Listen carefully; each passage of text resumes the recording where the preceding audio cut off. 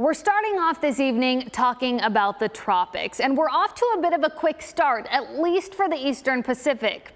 Hurricane season there starts on May 15th, so it's a little bit earlier than the Atlantic, and at this point we have the 5th named storm in the Eastern Pacific. That is Category 3 Hurricane Eric. We have seen this storm double in strength in less than a day. So for the coast of southern Mexico, looking at threats for storm surge, for hurricane force winds, and on top of that, looking for that threat for flooding and for mudslides. This storm is expected to make landfall as we get over the course of the next few hours. So sometime late tonight into early tomorrow morning, notice that approaches the coast of Acapulco. Currently seeing sustained winds there as high as 120 miles per hour. So something to watch for them. But as for us, back close to home, we are settling in for some of our latest sunsets of the year. Sun has now set as we take a live look out over Fort Worth. It was 8:38 this evening. It's 8:39 tomorrow. And then our latest sunset of the year, we are looking at 8:40. That's a little bit later this week. Temperature wise, it is warm out there still at this point. We sit at 88 degrees in Fort Worth, 89 in Dallas, and looking at 89 degrees there in Denton. We've got a warm couple of days settling in, so just prep for it. I do want to bring you up to speed, though, on a couple of storm chances that we have. This is for the next couple of hours this evening. Notice we have this cold front that is approaching Wichita Falls. That is helping to initiate some isolated storms up in that area. It's the Red River where we're going to keep our focus as we get through the course of the next few hours.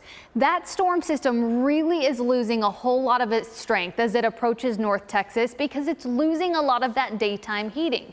So notice these storms really try to get into North Texas, but they start to fizzle as they cross the Red River. You can thank the loss of daytime heating there. Outside of an isolated storm chance for our far northern counties, we are looking at a mainly dry forecast for much of the extended period. That low end 10% rain chance for the first half of tomorrow, and then we've got a whole lot of dry weather settling in for the next several days. And as far as the extended forecast goes on that front, take a look at this. This is our precipitation outlook as we get through the next 7 days. As far as North Texas looks, we are looking at anywhere from a trace to a tenth of an inch at the very most. That just means we are starting to settle in to some of our driest months of the year. Those are July and August, and they are quickly approaching. Now, as far as temperatures go, as we get through tomorrow, your Juneteenth forecast, it's going to be a very warm one. So if you do have plans to head outside, make sure you're staying hydrated. You'll want the shades and the sunscreen.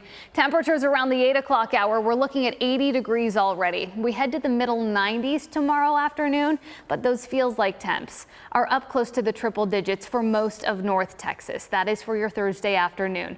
Rest of the 7-day period, it's a whole lot of the same. Summer solstice arrives on Friday, and it feels every bit of summer. 96 degrees, but feeling hotter as that high humidity settles in. We've got a whole lot of sunshine in this 7-day period, and just not much change. A little bit of a breeze this weekend. That should help cool things off at least a little bit as you head out and about.